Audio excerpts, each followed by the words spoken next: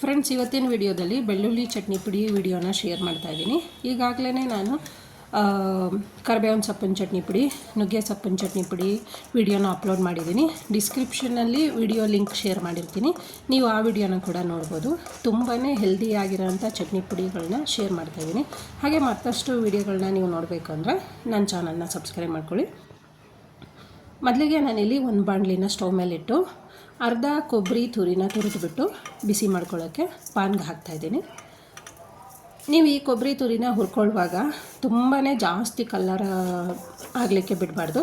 ಸ್ವಲ್ಪ colour change ಆಗ್ತಿದೆ ಅನ್ನುವಾಗಲೇ ಸ್ಟವ್ನ of ಮಾಡ್ಕೊಬೇಕು. ನೀಟಾಗಿ ಹುರ್ಕೊಳ್ಳಿ.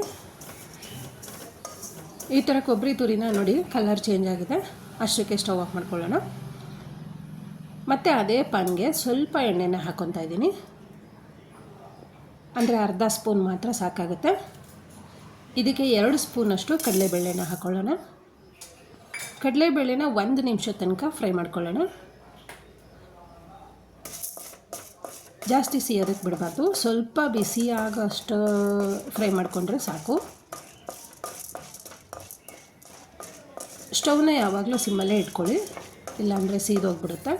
ಈಗ ಅದೇ ಕಡಲೆಬೇಳೆ ಒಳಗಡೆಗೆ ಬೆಳ್ಳುಳ್ಳಿನ ಹಾಕ್ಕೊತಾ ಇದ್ದೀನಿ. ನಾನಿಲ್ಲಿ 4 ಬೆಳ್ಳುಳ್ಳಿನ, ಚಿಕ್ಕ ಚಿಕ್ಕ ಬೆಳ್ಳುಳ್ಳಿ 4 ಬೆಳ್ಳುಳ್ಳಿನ ಹಾಕ್ಕೊಂಡಿದ್ದೀನಿ. ಬೆಳ್ಳುಳ್ಳಿನೂ ಇದ್ರ ಜೊತೆಗೆ ಫ್ರೈ ಮಾಡ್ಕೊಬೇಕು. ಸ್ಟವ್ ಆಫ್ ಮಾಡ್ಕೊಳ್ಳೋಣ. ಸ್ವಲ್ಪ ಬಿಸಿ ಆದರೆ ಸಾಕು. ಬಿಸಿ ಆಗಿದೆ ಅಂದಾಗ ಸ್ಟವ್ನ ಆಫ್ ಮಾಡ್ಕೊಬೇಕು.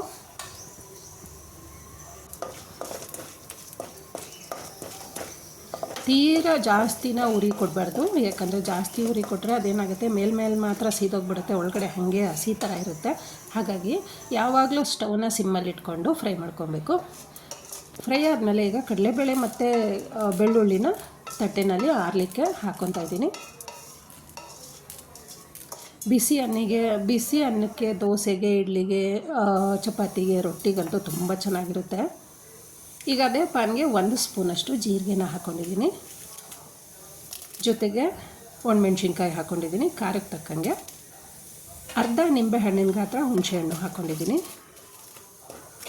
ಅರ್ಧ ಕೊಬ್ಬರಿಗೆ ನಾನಿಲ್ಲಿ ಎಷ್ಟು ಇಂಗ್ರೀಡಿಯೆಂಟ್ಸ್ನ ಯೂಸ್ ಮಾಡ್ತಾಯಿದ್ದೀನಿ, ನೀವು ಅಷ್ಟೇ ತೊಗೊಳ್ಳಿ ಸಾಕು.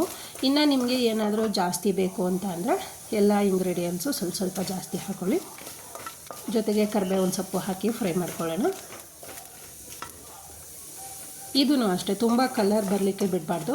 ಸ್ವಲ್ಪ ಹಾಗೆಯೇ ಬಿಸಿಯಾಗಿದೆ ಅಂತ ಅನಿಸಿದ್ರೆ ಸಾಕು.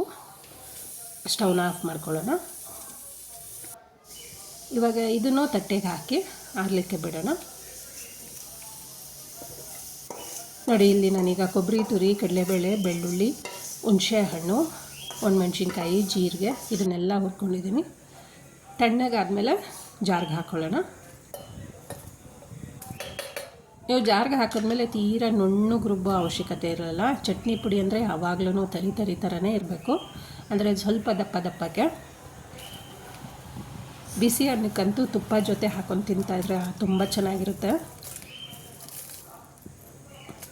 ನೀವು ವಿಧಾನದಲ್ಲಿ ಒಂದು ಸಲ ಟ್ರೈ ಮಾಡಿ, ರುಚಿ ಹೇಗೆ ಬಂತು ಅಂತ ಮರೀದೆ ಕಮೆಂಟ್ಸಲ್ಲಿ ಹಾಕಬೇಕು.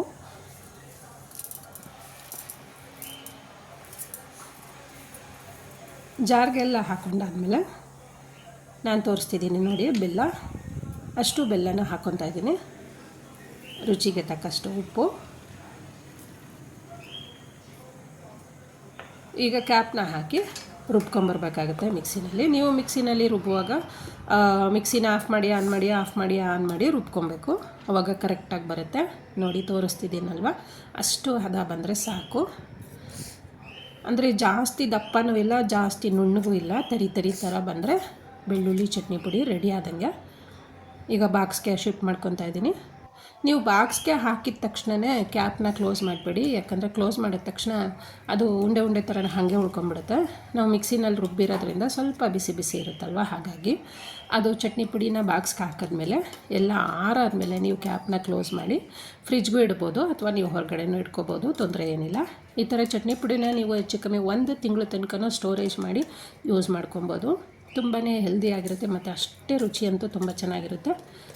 ಫ್ರೆಂಡ್ಸ್, ಯಾರಾದರೂ ನನ್ನ ಚಾನಲ್ಗೆ ಹೊಸದಾಗಿ ಜಾಯ್ನ್ ಆಗಿದ್ದರೆ ದಯವಿಟ್ಟು ಸಬ್ಸ್ಕ್ರೈಬ್ ಮಾಡ್ಕೊಂಡು ನೋಡಿ. ಹಾಗೆಯೇ ಇವತ್ತಿನ ವಿಡಿಯೋ ಇಷ್ಟ ಆಗಿದರೆ ಲೈಕ್ ಮಾಡಿ, ಶೇರ್ ಮಾಡಿ, ಸಬ್ಸ್ಕ್ರೈಬ್ ಮಾಡಿ. ಹಾಗೆ ನಿಮ್ಮ ಫ್ಯಾಮಿಲಿ ಮೆಂಬರ್ಸ್ಗೆ, ಸ್ನೇಹಿತರಿಗೆ ಶೇರ್ ಮಾಡಿ. ಮತ್ತೆ ಮುಂದಿನ ವಿಡಿಯೋದಲ್ಲಿ ಸಿಕ್ಕೋಣ. Thank you.